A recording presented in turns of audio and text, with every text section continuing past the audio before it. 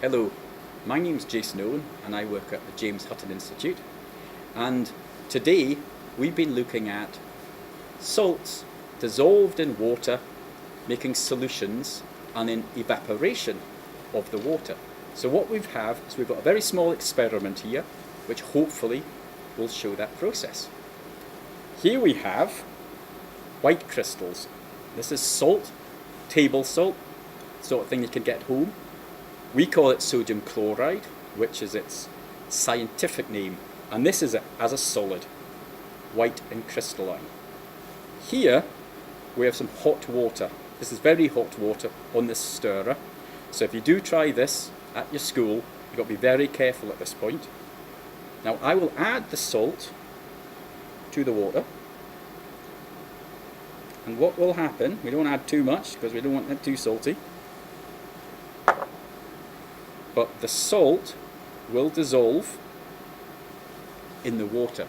It's not disappearing, it's still there, but it will go into solution and the water will become clear again.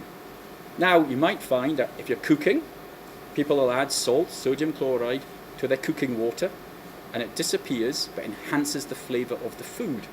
So we use this quite a lot in our cooking and our culinary preparation. That here we're just making a solution. It might just take a few seconds, but that will all dissolve down and go completely clear. We'll just need to give it a couple of minutes. However, here we have a hot plate.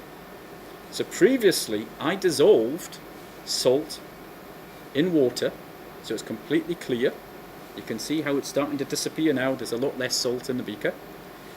This is very hot. We've actually got this above 100 degrees centigrade. So the water starts to evaporate off. And what is then left is the salt. The salt, here we have the salt. We couldn't see it before. We can now. We've removed the water through evaporation and we've left the salt back in the beaker. So this is a demonstration of taking your solid, dissolving it in the water, and you can see it's getting less and less as we're speaking, and then moving over to the hot plate, evaporating off the water, so we're left with the solid material.